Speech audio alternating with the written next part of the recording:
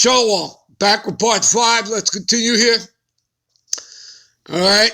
So I just gave you a couple of precepts for verse 13.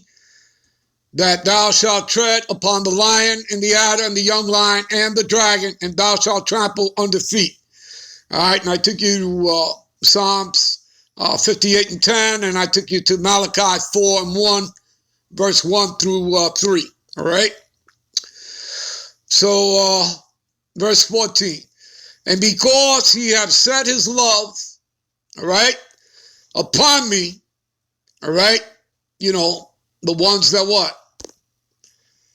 He that dwelleth in the secret place of the Most High shall abide under the shadow of the Almighty.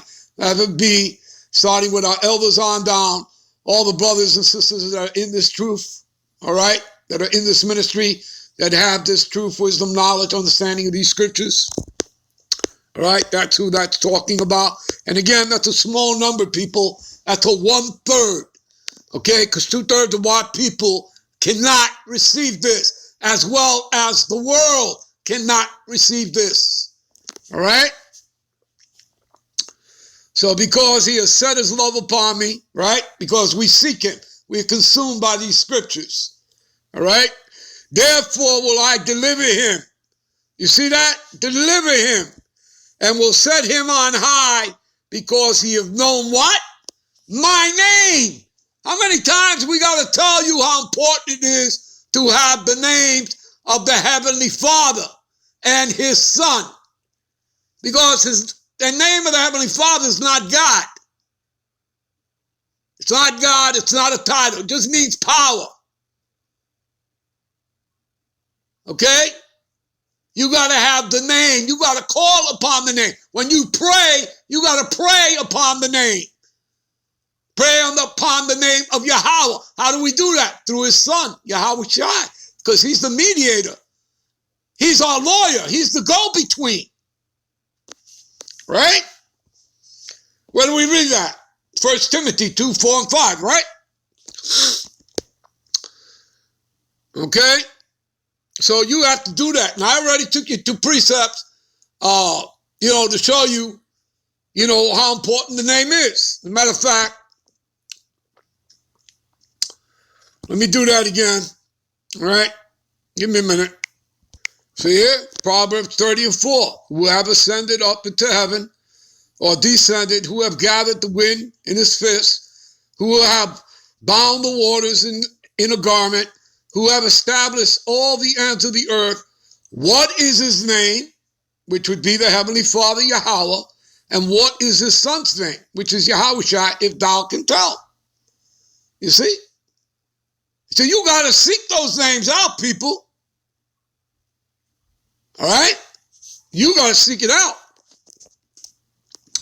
All right? We all hardly believe in those names. We trust in those names. That takes faith. All right? All right. And what's the other one I want to show you? See here. All right. Revelations 14. I already recited it, people. I'll show it to you. All right. What does it say here? And I looked, and lo, a lamb stood on Mount Zion. That's Yahushua, Mashiach, right? And with him 144,000, all men, 12,000 from each of the 12 tribes. All right? If you go to Revelation chapter 7, all right, and you read from verse 1 down through verse 9, it's going to tell you how, the men of the Lord, will be sealed, okay? And sealed with what? With the name of the Heavenly Father, right? I'll take you over there in a minute. Let me continue reading this. So it says, and with him 144,000, all men, 12,000 from each of the 12 tribes, having his Father's name, which is Yahweh, written in their foreheads. Let's jump over to Revelations 7. All right.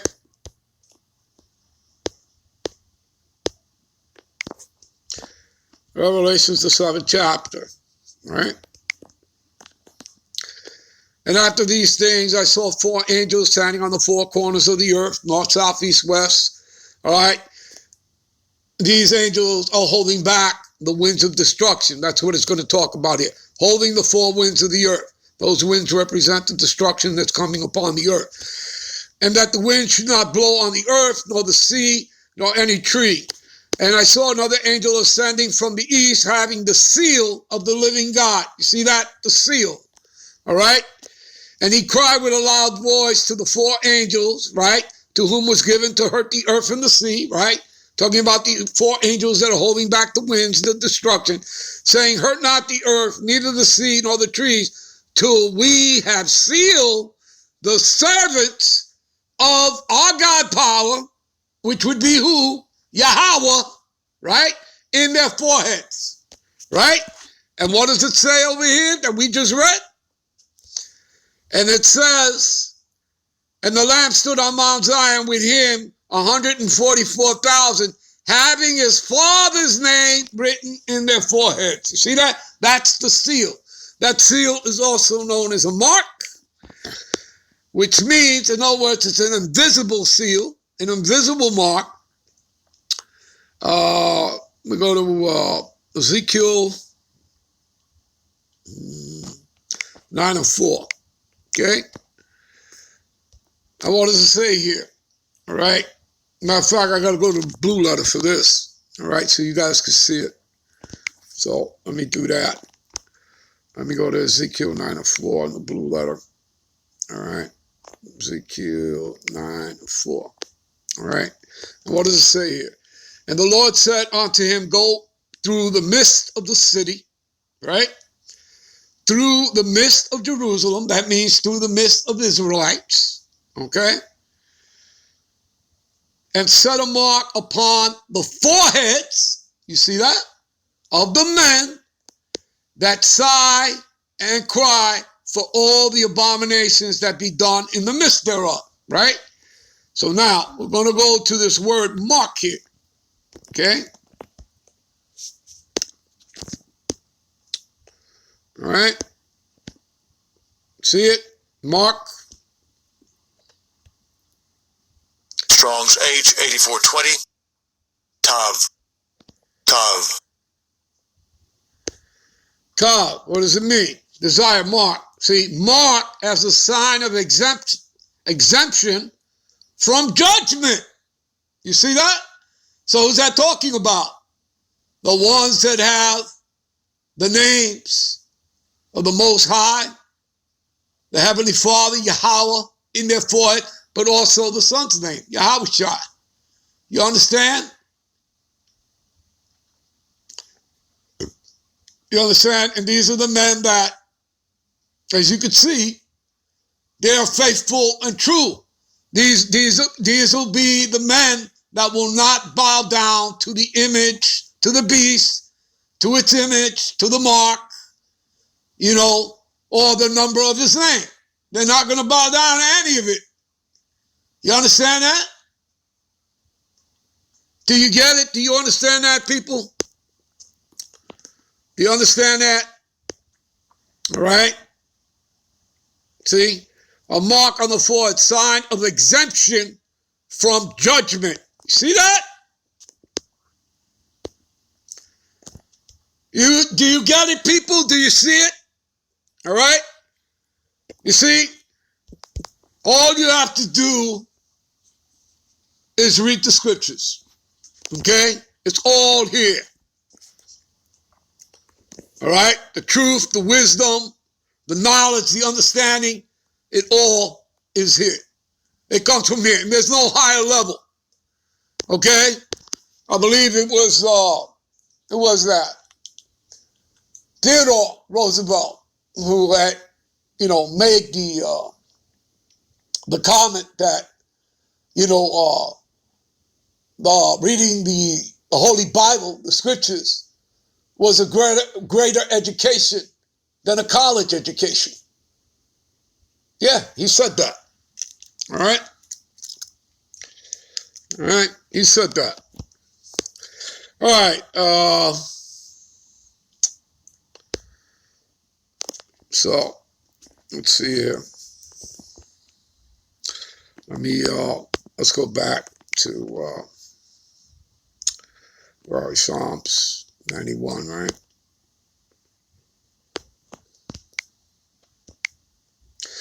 All right. All right, close out. What does it say here? All right, so we just did that because he has set his love upon me. Therefore, I will deliver him, and I will set him on high because he have known my name. I want to check out this word deliver. All right, let's do that. All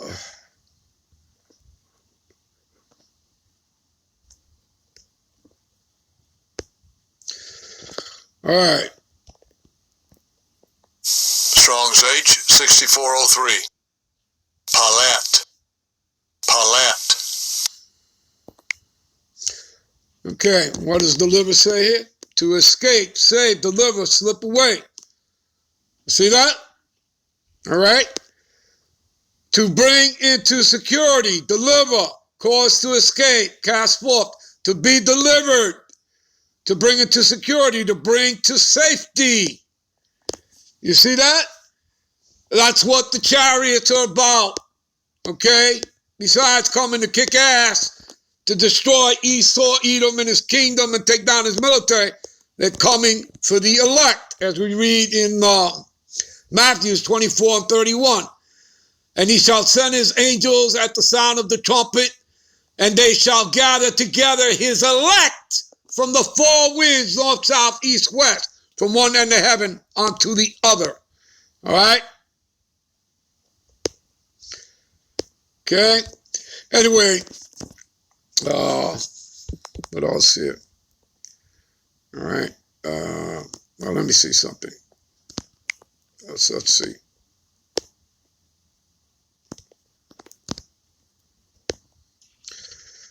No, there's no other. All right. There's nothing else. All right. I'll make sure. What else? And I will set him on high. Let me see this.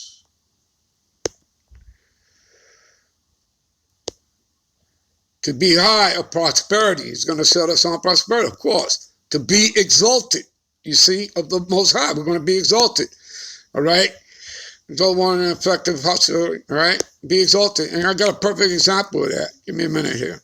All right, people, this is the closeout. This is 2 Ezra 2, 42 to 45.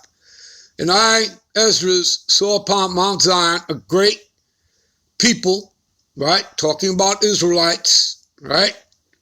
That would be 144,000 plus the great multitude. That will include women and children, whom I could not number. And they all praised the Lord with songs. And in the midst of them, there was a young man of high stature, taller than all the rest. That is talking about Yahushua, all right, who the world recalls Jesus, all right. And upon every one of their heads, he set crowns on the elect, 144,000, and was more exalted, which I marveled at greatly. Yahushua was more exalted. Why not? He died for the nation of Israel. All right. And I asked the angel and said, Sir, what are these? And he answered and said unto me, These be they that have put off the mortal, right? The mortal clothing, you know, this mortal body, and have put on the immortal bodies. All right. So you see, you read about that in 1 Corinthians, the 15th chapter. Start at verse 49 and read on down. All right.